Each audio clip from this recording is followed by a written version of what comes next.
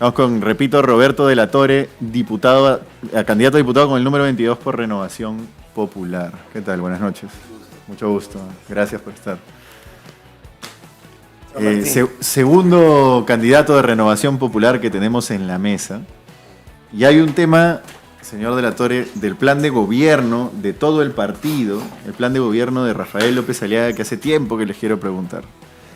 Ustedes proponen crear estabilidad económica financiera, más empleos para más peruanos. Garantizamos un crecimiento promedio sostenido de 7% y una inflación menor al 2%, que eso en verdad ya está garantizado por el PCR, es un poco perogrullo, promedio de los próximos 5 años. Y un tipo de cambio que favorezca el comercio exterior. Garantizamos una inversión pública y privada superior a los 65.000 millones de dólares. Alba, ¿cuál era el número de empleos que querían crear? Sí, porque acá no lo estoy ubicando. Pero querían crear 4... Acá está. Quieren crear 4 millones de nuevos empleos. ¿Cómo van a crear 4 millones de nuevos empleos? A ver, bueno, muchas gracias por la invitación. Es importantísimo en el tema económico poder recuperar las tasas de crecimiento que teníamos antes, ¿no? Ahorita sí, el país debería estar creciendo a esas tasas, ¿no? Por lo menos 5 o 6%, dado el precio de los commodities, etcétera, que todos conocemos. Y la mejor manera de crecer es atrayendo inversión. Entonces se tienen que dar todas las condiciones para la atracción de inversión. Y esa inversión va a generar empleo. Y ahorita tenemos una herramienta poderosa, ¿ya?, para atraer inversión, que es la ley que salió el año pasado de zonas económicas especiales privadas. Que estamos esperando el reglamento del MINCETUR, que iba a salir en febrero. No ok, entonces le pregunto sobre eso, ya que todavía no me dice lo de los empleos, pero vamos sobre eso. Las Sofras han fracasado. Son un absoluto fracaso. Correcto. Hay varias, además. Sofratanga, conozco el caso directamente. Paita, Hilo, Matarani y TAN. ¿Por qué estas sí van a funcionar? Porque dos cosas. Una, las que existen son gestionadas por el Estado y no han tenido éxito, por eso, el Estado no es buen empresario, eso ya lo sabemos. Segundo, no tienen la infraestructura y las condiciones necesarias, ¿ya? Falta energía, falta de agua, etcétera. Entonces no ha permitido desarrollar. Pero el modelo en el mundo sí funciona. Hay más de 7.000 zonas económicas. Bueno, en China funcionó bastante bien, pero acá no. En Chile, en China, en Estados Unidos. Ajá. Sí. Claro, Shenzhen. Entonces, ¿qué es importante ahora? Hay dos cosas. Una, que son privadas, porque la ley es para zonas económicas especiales privadas, donde ahí pueden venir operadores de cualquier lado. Que se le han hecho para que Costco haga su zona económica especial al costado de Chancay. Seamos totalmente sinceros. Pero yo siempre me he opuesto, y puedes verlo en algunas entrevistas que he dado, que todo el mundo, porque es verdad lo que comentas, todo el mundo es verdad, claro. Chancay. Y la zona no es solo para Chancay. Porque no pueden hacerla con nombre propio, ¿no? Tienes que descentralizar, ¿ya? Colombia, el 70% de su territorio tiene zonas económicas especiales. Entonces, y puedes especializarlas de acuerdo al tema. Por ejemplo, Tacna puede tener una zona en Dubái de salud. Los chilenos se vienen a atender bastante en temas médicos en Tacna, entonces puedes especializar. Puedes hacer otro lado en data centers. Entonces, pues, de acuerdo a las ventajas competitivas que pueda tener cada región y a los productos, puedes especializar zonas en cada región. Chancay ya mostró el interés, definitivamente. Ancón, que se ha concesionado, también quiere hacer una zona económica especial, pero hay que pensar en regiones. Yo siempre estoy pensando en regiones y es una oportunidad para atraer inversión a regiones. Y repito igual entonces la pregunta, ¿4 millones de nuevos empleos? Bueno, ¿no le parece una cifra irreal? Durante los 5 años, bueno, siempre hay que ponerse buenos objetivos. Sí, pero tampoco vender una idea que no se va a poder cumplir, si no es el balón de gas a 12 soles, ¿no? Pero habría que ver, por ejemplo, en la inversión que se puede esperar por la zona económica, si hay empresas como Huawei, que ya ha mostrado un interés, o la de autos eléctricos, te puede generar bastante mano de obra. Pero ¿no? Ustedes están planteando duplicar prácticamente el nivel de empleo formal. A octubre del 2025 había 4.6 millones de trabajadores en planilla a nivel nacional, trabajadores formales. Está planteando duplicar. Este es otro dato. En octubre del 2016 había 3.4, es decir, en 9 años ha crecido 1.2. Están planeando lo que se creció en 9 años, multiplicarlo por 3. Sí, el objetivo definitivamente es ambicioso. El equipo económico que ha planteado esa parte, que ahí está Alex Contreras. Lo cual es otro cuestionamiento que le voy a hacer inmediatamente. Juan José Martans, ¿no? Eso ya, ok, Martans puede ser, pero sí, Alex Contreras es el premier de la recesión, señor. Y alguien más estaba ahí, no me acuerdo ahorita el otro nombre. Ok, Alex Contreras es el ministro de Economía de la recesión. El ministro de Economía con su folder decía, no estamos en recesión, y estábamos en recesión. Sí, pero se opuso también a varias, y por eso creo que salió, se opuso a varias medidas populistas que querían hacer, y sobre todo el tema de Petroperú. Entonces ahí sí tuvo una posición más fuerte en no acceder en soltar más dinero a Petroperú, ¿no? Pues se terminó soltando, ¿no? Y en algunas garantías, pero en el periodo de las donde tengo entendido, él se opuso, ¿no? Ok, ¿le parece una buena opción, Alex Contreras? Es parte de un equipo, sí funcionó, al menos controló, siempre nos hemos opuesto, yo de la Cámara de Comercio que he estado ahí, en la presidencia yo siempre he declarado públicamente que a Petroperú no se le da un sol más, ¿no? Entonces, y le han venido soltando y al final terminamos soltándole como 1.200 millones, lo cual es plata de todos nosotros, ¿no? Sí, ustedes proponen transferir la propiedad de la empresa Petroperú a sus trabajadores. Sí, es una propuesta efectivamente del plan de gobierno. Lo que yo pienso es que el camino que ya había empezado ahorita la ministra Denise, ¿no? Miralles, estaba bien encaminado. Tiene que entrar, o sea, definitivamente no puede seguir como está, tiene que entrar el sector privado, ¿ya? Una posibilidad es que pase a los trabajadores, pero el tema... ¿Pero por qué los trabajadores le manejarían mejor? Puede haber personal capacitado con experiencia técnica y que conocen el negocio, pero puede ser algo mixto también. O sea, yo creo que definitivamente ya, pero es opinión personal, puede entrar algún operador también. Que traducción afuera, es lo que está en el plan de gobierno, de repente no es tan sensato, ¿no? De repente habría que reformularlo. Habría, ¿no?, que revisar la mejor opción, ¿no? Pero yo creo que ahí lo principal es que no puede seguir como está y no le puedes dar un sol más a Petroperú, pero ni siquiera en garantías. No se le diría ni siquiera en garantías, que fue lo que empezaron a dar en la gestión anterior, ¿no? Ahí hay un debate más extenso que no da para esta hora de la noche, pero sí, pues si tú no le das inmediatamente capital del trabajo, pues hay desabastecimiento, ¿no? Y nos quedamos sin combustibles. Entonces, al final, cada gobierno asume una papa caliente que tiene que solucionar. El tema es complejo. Es una discusión para más largo. Creación del banco MIP, ¿esto lo ha propuesto usted? En la creación del banco, lo que más te demandan los micro y pequeños empresarios es el acceso a financiamiento. ¿Ya? Solamente el 28% de las MIPES han logrado tener acceso al crédito. Y los que han logrado tener ese acceso al crédito, las tasas son altísimas. Correcto. Entonces, todos se quejan de eso. Y necesita justamente capital de trabajo. Entonces, ahí hay varios temas, ¿no?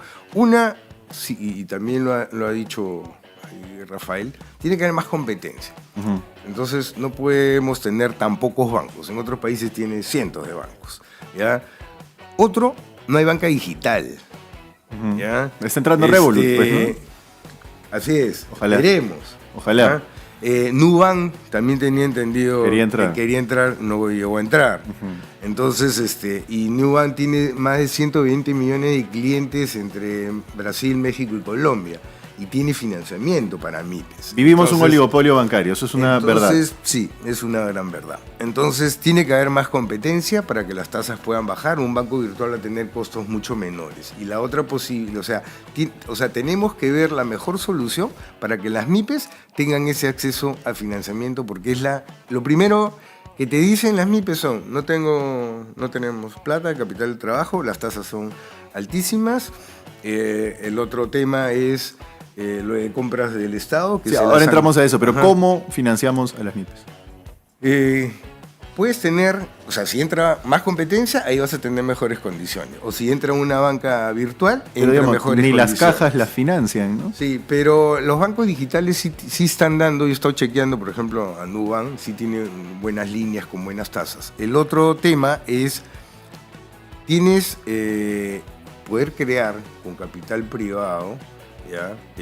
Un banco para las MIPES. Ya, pero ¿ya? eso es lo mismo que... o sea, a ver, ahí hagamos una pausa.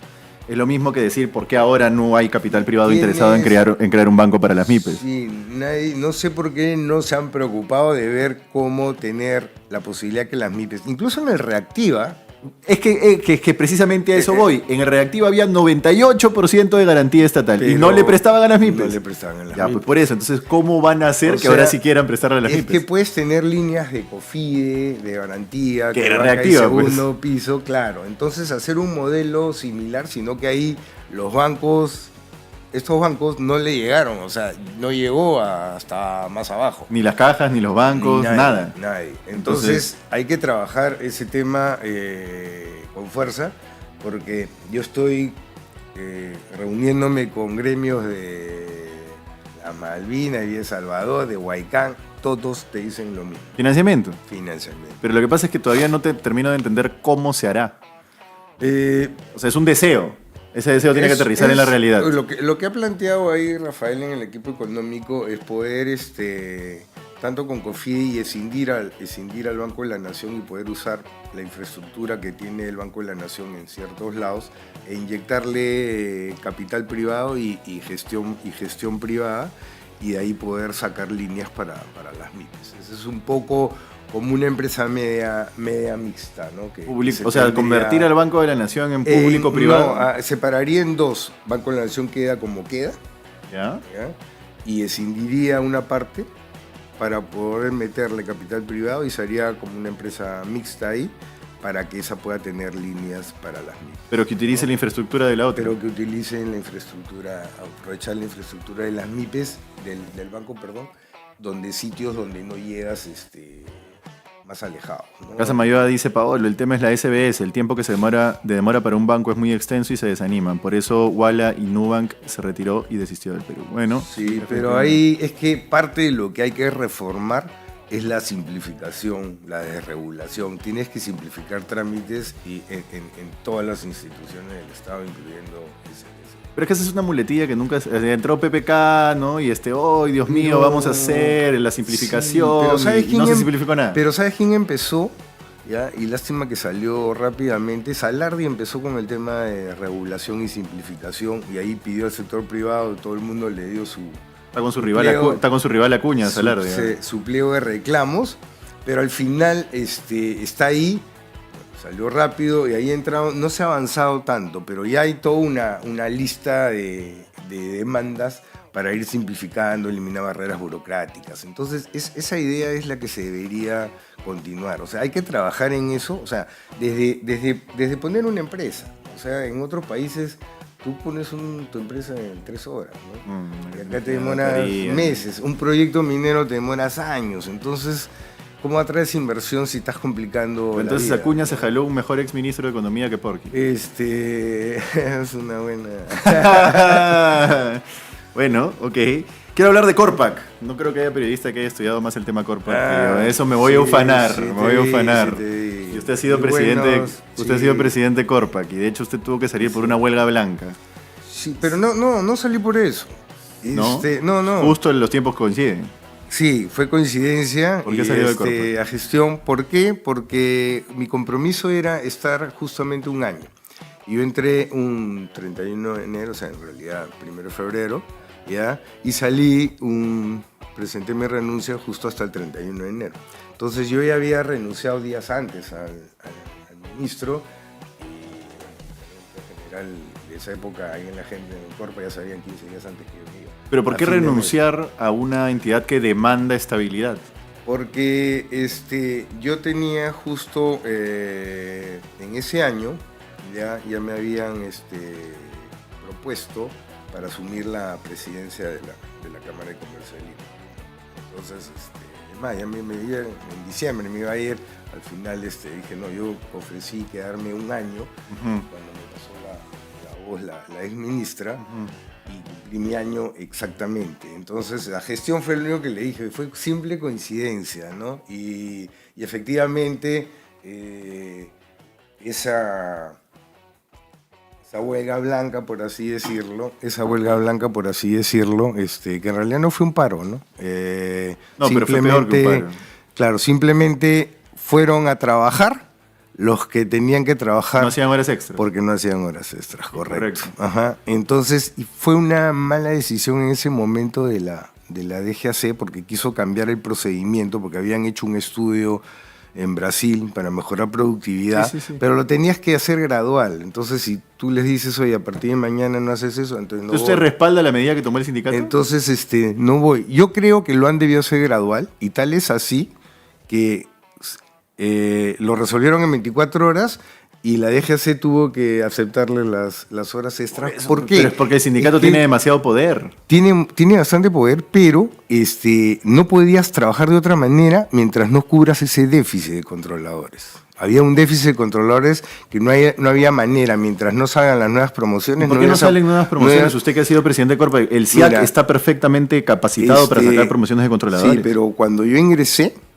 había pandemia, todo. Desde ahí no habían sacado ninguna promoción. Más bien, cuando yo he ingresado, hice que entren 2 promociones. Okay. Para que recién empiecen. Pero, era uno de los problemas. Pero ¿por qué no más nutridas? ¿Cómo? ¿Por qué no más promociones? ¿Por qué no promociones más nutridas? Porque si hay un déficit enorme. Sí, lo que pasa que las promociones y la capacidad que tenían solo entraban de 50 en 50 nada más. Ya. Entonces, por capacidad para entrenarlos, ¿no? Para capacitarlos. Pero nosotros, justo en la gestión nuestra, ante ese déficit dijimos, tenemos que meter, y metimos 2 promociones, ¿no? Ok, ¿qué han hecho con el aeropuerto de Jaén, que es una desgracia? Que entiendo que además se remonta hasta su gestión. Eso se remonta... Hasta antes de su gestión, pero en su gestión tampoco se ha solucionado. Sí, no se llegó a solucionar. Es que ahí hay tampoco el de Jauja. Tampoco el de Jauja. Es que ahí hay un tema de fondo. ¿Ya? Esas pistas, y no son dichas por mí, sino por gente de la OASI que las chequeó, que fue otra de las cosas que hicimos en la gestión, esas pistas ya no resisten mantenimiento.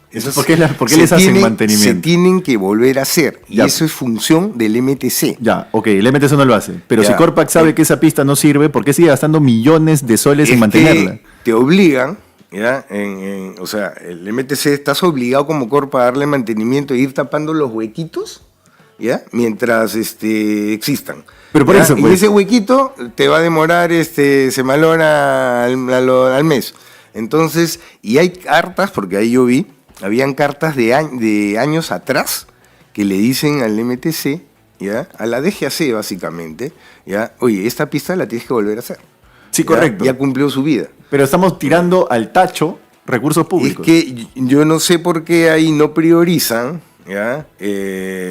La nueva construcción de las pistas y en ambos aeropuertos. Pero digamos, usted como presidente de Corpa no podía decir no gasto plata por gusto. No, tenías la obligación de al menos, para que no se quede, como tienes la responsabilidad de que tiene que operar, tenías la obligación de dar mantenimiento a pesar de que por escrito decías, oye, esto no funciona, ¿no?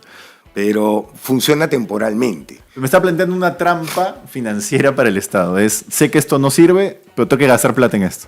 Tienes que darle mantenimiento mientras el ente encargado de hacer una nueva pista no la haga.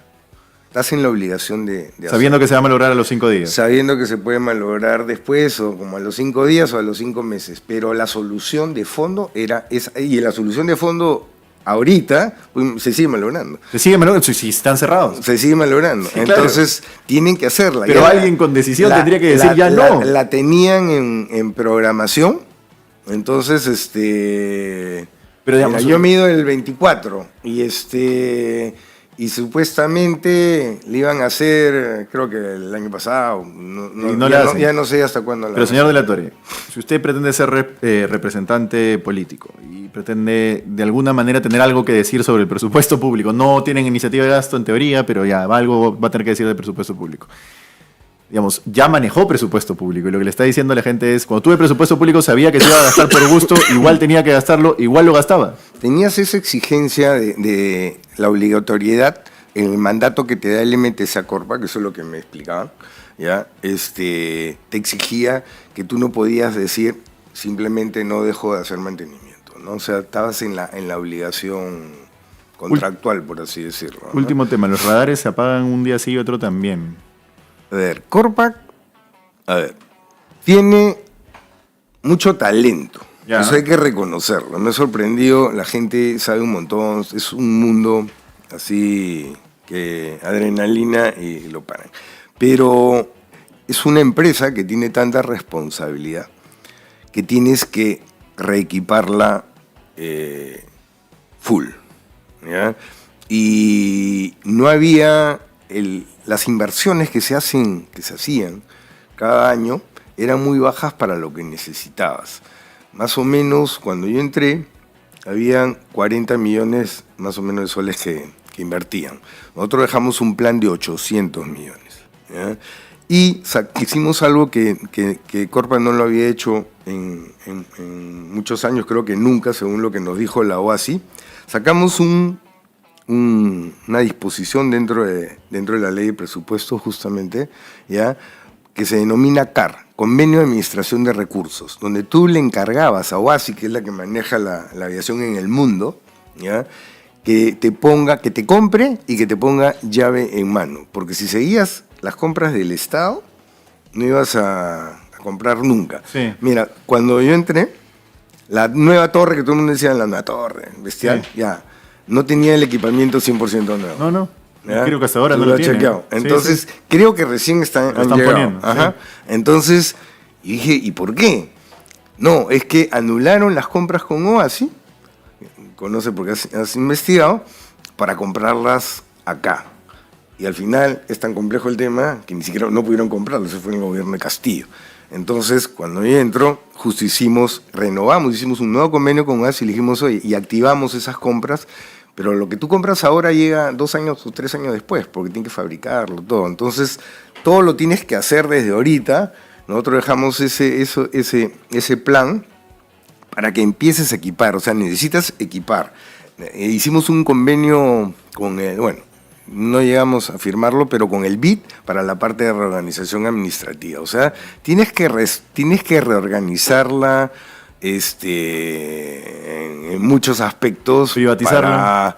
Para la privatización en tema de aeropuertos, yo sí creo que sí. Como ya están concesionados, o sea, los que quedan deberían ahí. Que hay un plan para hacerlo. Que hay un plan, se supone que venía el tercer grupo, paquete, ¿no? sí. Ajá.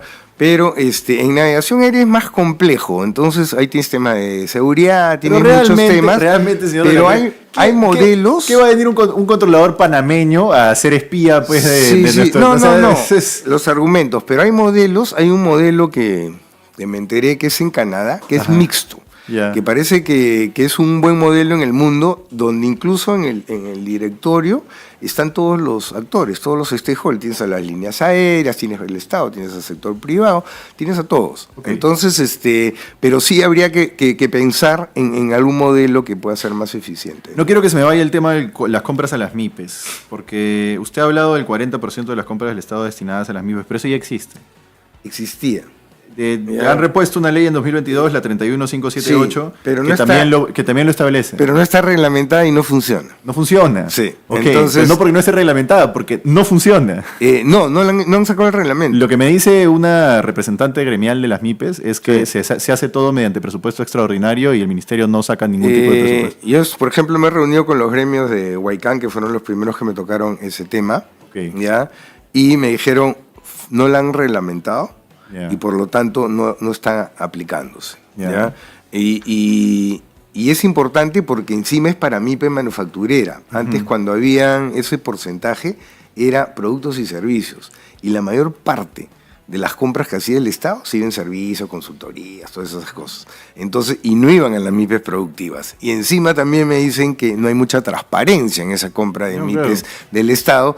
Se concentran en algunos pocos y no llega a todos. O sea, también hay corrupción ahí. Correcto. Entonces, se crean empresas chiquitas fantasmas para poder recibir la correcto. compra. Entonces, eso hay que cambiarlo, ¿no? Entonces, ¿Cómo? primero que se empieza a trabajar. Ya. Ya se eliminó eliminan servicios de ahí. O sea, todo iría a MIPES productivas. Sí. Tienes que digitalizar para que sea súper transparente, ¿ya? Y no esté concentrado en algunas. Y tiene que haber más fiscalización ahí de parte de los núcleos ejecutores. Entonces, eso es algo que te reclaman todas las MIPES. Oye, necesitamos que vuelva a funcionar el 40% de ¿Funcionó en algún momento? No como debería, dicen, porque justamente no llegaba a tantos, ¿ya? Y no se manejaba eficientemente. Ya, pero también lo otro es que es también un deseo de decir, ahora vamos a fiscalizar. ¿Por qué ahora se fiscalizaría mejor de lo que se ha fiscalizado antes? Porque si no ha funcionado bien, quiere decir que algo ha estado caminando mal, ¿no? Entonces, es labor de los congresistas que entremos a servir, íntegros, sin corrupción, poder fiscalizar y que se trabaje correctamente, ¿no? Para beneficio el otro gran problema de las MIPES es que el Estado paga 5 meses, ¿no? Que los presupuestos no se aprueban, no se paga y al final terminas muriendo por escasez de liquidez. Eso también es un problema y ahí habría que ver si se puede aplicar quizás factoring, no sé, o que el Estado pague más rápido, ¿no? Entonces, fijar un plazo, ¿no? Samayoa dice, lo de Corpac sí ocurre, Paolo, está sujeto a sanción si es que no cumples con las obligaciones, ahí el problema es más arriba y no es prioridad para la cabeza, que me imagino que se refiere al MTC. Que sí te obligan, dice. Que sí te obligan, sí. Bueno, él ha sido funcionario público. Sí. ¿Cuáles fueron sus galones para llegar a ser presidente de Corpac? Porque lo que veo es que fue gerente general en Enlace Multimodal y titular gerente en Figueria IRL. Bueno, y la relación aeronáutica fue por el lado de Citran. Lo que buscaban... ¿Cómo por el Citran? No, ahí estuve en consejos usuarios de aeropuertos ahí, varias veces.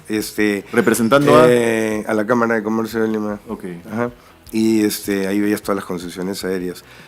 Lo que buscaba en ese momento ahí, la titular del sector, necesitaba un tema de una visión privada, visión empresarial, un tema de gestión, porque si eso está un caos, un desorden. Necesito que no haya huelgas, ¿ya? Se cumplió, no tuve huelgas en todo mi año, ¿ya? Hasta que se fue. Hasta que se fue, que fue el retraso, pero no fue huelga. Tú sabes que en diciembre... Pero fue una huelga, pues. Fue diciendo, voy a trabajar lo que tengo que ir a trabajar, ¿no? Pero en diciembre iban a hacer una huelga. Ya venían haciendo huelgas blancas más acotadas desde antes. Iban a trabajando, no todos los que tenían que cumplir horas extras, porque como no se las querían reconocer, entonces decían, no chambeo si no me van a pagar, ¿no? Y... En Navidad iban a hacer una huelga para Año Nuevo, que la logramos controlar el 26 de diciembre, me acuerdo, en Navidad. Ahí estuvimos en Navidad negociando. Pero el tema era ver gestión, ¿ya? Y ahí planteamos unas estrategias, marcamos 8 objetivos estratégicos y una hoja de ruta que no había. Y entonces ahí marcamos la pauta de equipamiento, de capacitación a la gente, eso es básico, porque la vida de nosotros depende de ellos, entonces tienen que estar súper entrenados. Y había varias cosas que marcamos el rumbo, ¿no? ¿Qué hacía usted? ¿A qué se dedica Enlace Multimodal? Hace gestión de logística aduanera. ¿Esa es su empresa? Eso es mi empresa. Logística aduanera es mover carga. Por ejemplo, hago la gestión ante aduanas para importación y exportación, ¿no? Los trámites, burocracia. Sí, los trámites. ¿Agente de aduanas? Agente de aduanas. Es una empresa de agentes de aduanas. Lo que pasa que en esta razón social, ¿ya? Hay un modelo diferente. Cuando tú tienes una certificación OEA, operador económico autorizado. Ahí sí me demasiado. Ya, muy técnico. Ya, en esa certificación tú tienes unos beneficios que te da aduana, que tú puedes actuar directamente ante la aduana sin usar un agente de aduana. Ya. Entonces yo presto ese servicio, ¿ya? Y pongo un equipo especial para los clientes para que hagan ese trámite de aduana, pero a nombre de ellos. ¿Grandes o pequeños? Grandes. Grandes, sobre todo grandes. ¿Y qué es Figueria EIRL? No, ahí tengo contrato con una empresa de gestión comercial, ¿no? O sea, unos clientes que llevé ahí. Es una... O sea, es una EIRL es una personal. EIRL personal, sí, para hace un gestión trabajo comercial. de gestión comercial. Sí. Ya, y lo otro es la CCL. Y acá tengo algunos datos que me ha proporcionado mi productora Alba Ñapas. Desde el 2024, año en que usted asumió la presidencia, los Ajá. indicadores financieros de la CCL presentaron un deterioro. Ingresos, caída de 2.5 millones de soles, los gastos en remuneraciones aumentaron 5 millones de soles y el déficit operativo llegó a 1.8 millones de soles. ¿Por qué? Sí, a ver, la Cámara tuvo una caída en sus ingresos básicamente por dos motivos. El centro de arbitraje, que ahora hay más competencia, todo, Ajá. ya cayó unas cifras interesantes, Ya. ya, cayó en sus ingresos, y el otro fue el instituto. El ICAM. El ICAM, correcto. Que al final tomamos la decisión de cerrarlo. ¿Por qué? Porque estaba perdiendo plata. ¿Mal gestionado? ¿Mal pensado?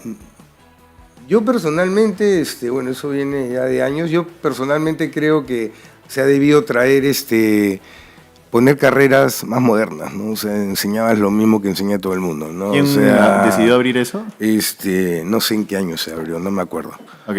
Pero ya ha tenido varios años, ¿no? Pero la cosa que vimos que ya venía perdiendo, entonces en el primer año perdió 2 millones, en el primer año que estuvimos dijimos, oye, estamos cayendo en centro de arbitraje, estamos perdiendo en el ICANN, acá cortamos, ya transferimos ahí, hicimos un convenio para transferir a todos los alumnos, todo salió perfecto y en diciembre ya se cumplía con SUNEDU, creo que es, o con el Ministerio de Educación para poder cerrar. Pero y entonces cerraron el ICAM, ¿pero por qué aumentaron los gastos en remuneraciones 5 millones de soles? En los 5 millones de soles hubo el área de comunicaciones que la priorizaron, ¿ya? En una gestión anterior, ¿ya? Había menos personal y se quisieron ahí relanzar ese tema para tener una mayor presencia. Y de ahí, porque eso viene de atrás, o sea, ¿Ya? no viene en la, Dice en que la usted gestión. Más bien no es nosotros... su responsabilidad. Nosotros, no, ese incremento de 5 no. Y más bien nosotros, eso fue de la gestión anterior. Pero más bien lo que hicimos nosotros justamente con el cierre ICANN, ahí se bajó personal, ¿no? Y hicimos unos ajustes en procesos que también redujimos un poco personal para poder ya equilibrar los pagos, ¿no? Ahora hay que tener presente una cosa, ¿no? O sea, solamente un dato con eso, sí. porque otro dato que me pone Alba es, se incorporó personal de confianza con remuneraciones superiores a promedio interno, como entiendo que es su asesor Eduardo Guerrero que está ahí. Ya, no. ¿Eso es correcto? No, es falso. ¿No es superior, no fue superior la remuneración al promedio interno? No, totalmente falso. Ok.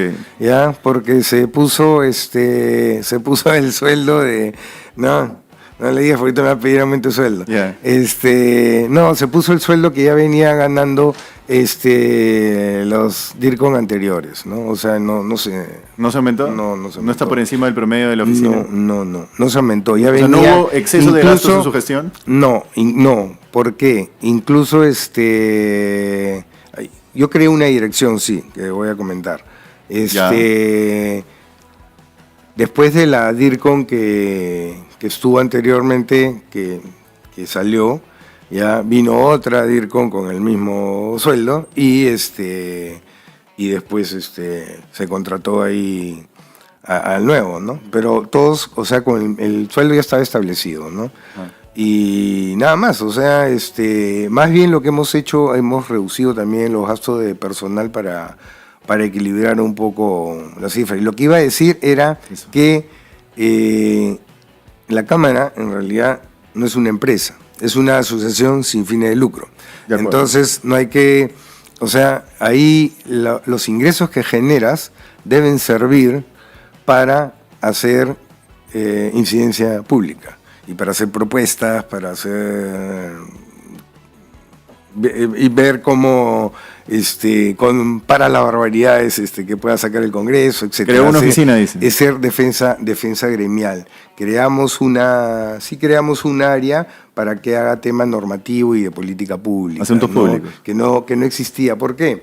Porque esa es la labor del gremio. O sea, lo que pasa que mucha gente dice, no, en el gremio no haces política, y eso es falso. Sí haces política, porque te reúnes desde el presidente de la República, te lo reúnes con los ministros, con los congresistas, entonces tienes que ir con sustento.